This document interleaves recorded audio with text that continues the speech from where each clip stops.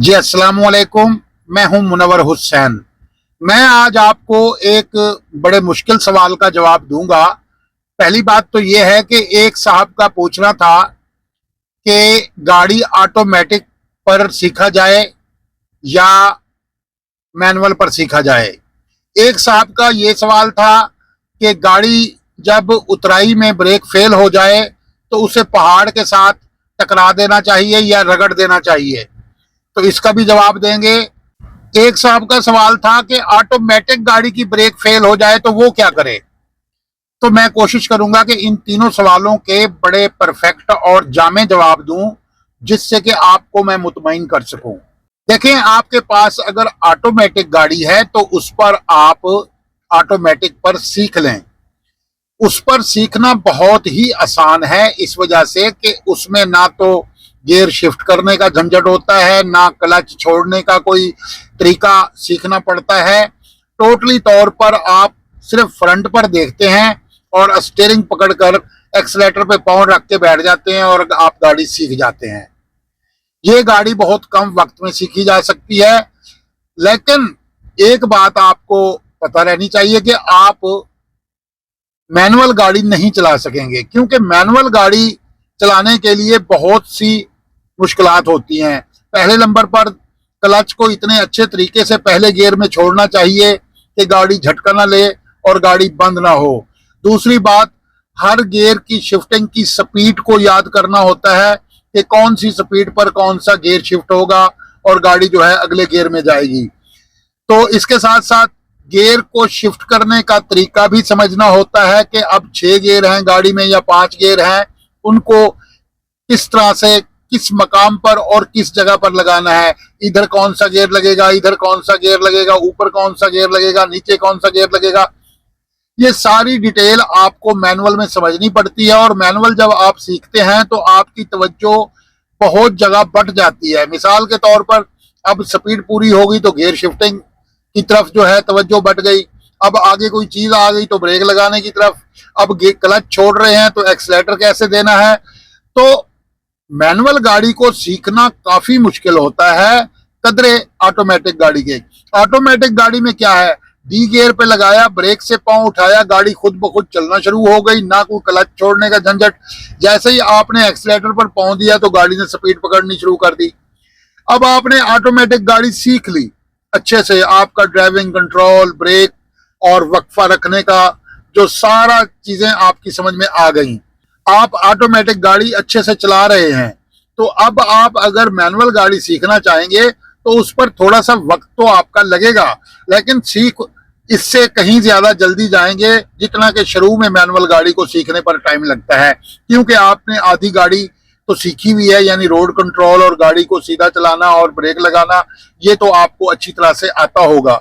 उसके बाद आसानी से आप मैनुअल गाड़ी भी सीख लेंगे। लेकिन ये बात तय है कि आप ऑटोमेटिक गाड़ी पर सीखकर मैनुअल गाड़ी नहीं चला सकते जब तक कि उसे दोबारा से आप सीखेंगे नहीं। अब आ जाते हैं दूसरे सवाल पर कि गाड़ी को पहाड़ी से उतारते वक्त हल्का सा जो है किसी साइड पर लगा दिया जाए, यानी पहाड़ी के साथ लगा दिया जाए। मेरी ब्रेक फेल वाली वीडियो पर उनकी जो राय थी वो ये थी कि आप तो कह रहे हैं कि गाड़ी को अल्लाह के आसरे पे छोड़ दिया जाए और कलमा पढ़ ली जाए। ये बात ठीक है, लेकिन हकीकत ये है कि आप पहाड़ी के साथ भी गाड़ी को रगड़ नहीं सकते। क्यों?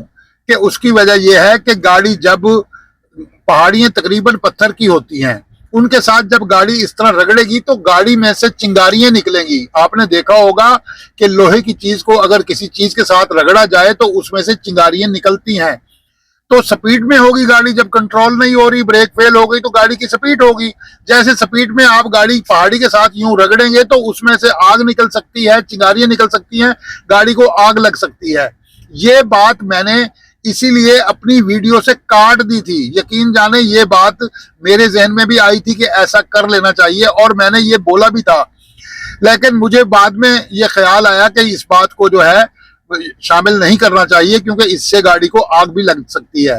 तो मैंने इस पार्ट को काट कर ये वीडियो अपलोड की थी कि आप पहाड़ी के साथ गाड़ी को रगड़ कर नहीं रोक सकते। ये सवाल आपसे पहले भी किसी ने किया था, उन्हें भी मैंने यही जवाब दिया था कि गाड़ी को आप रगड़ नहीं सकते। मेरी इससे पहले की एक वीडियो में इस सवाल का जवाब मैंने दे दिया है, लेकिन आपने सवाल किया तो अब मैंने कहा जो लोग ये वीडियो देखेंगे उन्हें भी तो इसके बारे में कुछ मालूम होना चाहिए।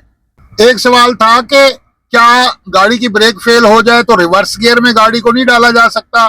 देखें, रिवर्स गियर में अगर गाड़ी को आप डालेंगे तो गाड़ी की गरारी तो टूट जाएगी लेकिन गाड़ी रुकेगी नहीं। गाड़ी पर प्रेशर ही इतना होता है कि वो रिवर्स गियर पहले तो लगेगा नहीं, अगर लग जाएगा तो वो गरारियां तो टूट जाएंगी लेकिन गाड़ी नहीं रुकेगी। तो अब आते हैं दूसरे सवाल की तरफ। ऑटोमेटिक गाड़ी का अगर ब्रेक फेल हो जाए तो उसे कैसे रोकें, क्योंकि मैंने मैनुअल को मैदानी इलाके में रोकने की पूरी तफसील तो बयान की थी।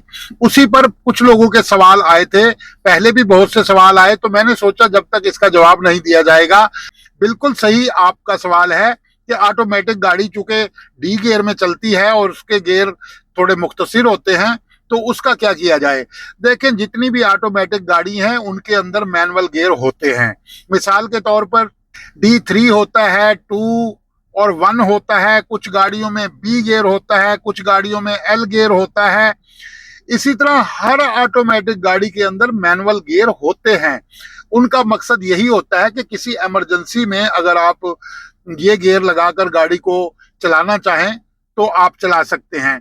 तो इसी तरह अगर ऑटोमेटिक गाड़ी की ब्रेक फेल हो जाती है तो आप उसे D3 में, 2 में, 1 में किसी गियर तक पहुंच के आप गाड़ी की स्पीड को कंट्रोल कर सकते हैं। याद रहे, ये मैदानी इलाके में ब्रेक फेल के हवाले से मैं सवाल का जवाब दे रहा हूं। अच्छा, इसी तरह आप देखते हैं गाड़ी अब कैसे रोकें, तो आप B गियर में भी गाड़ी को लगा सकते हैं, आप L गियर भी लगा सकते हैं। गाड़ी की स्पीड ज्यादा होगी, उस पर ये गियर लगाने तो नहीं चाहिए, लेकिन अब इमरजेंसी बन गई है तो क्या किया जाए। तो आप इन गियरों में से किसी गियर को लगाकर गाड़ी की स्पीड कंट्रोल कर सकते हैं और ये चलती गाड़ी पर गियर लग जाते हैं। तो ऐसी सूरत में ये तरीका जो है आप अपना सकते हैं। लेकिन एक बात बताता चलूं, लाखों में किसी एक गाड़ी की ब्रेक फेल होती है मैदानी रास्ते में, वो भी किसी मैकेनिकल वजह से होती है, वरना ब्रेक फेल कभी भी नहीं होती। आप शहर में चला रहे हैं, आप लॉन्ग रूट पे चला रहे हैं, आप जितनी मर्जी ब्रेकें लगाएं, वो गाड़ी की ब्रेक फेल नहीं होती। ब्रेक फेल सिर्फ इसी सूरत में होती है कि गाड़ी का ब्रेक ऑयल निकल जाए, कोई पैप टूट जाए या कोई और वजह बन जाए, कोई वाशर लीक हो जाए मास्टर सिलेंडर की। इस किस्म की सूरत में ब्रेक ऑयल निकल जाए और ड्राइवर को पता ना चले और कोई मुश्किल बन जाए। लेकिन ये लाखों में किसी एक गाड़ी के साथ होता है।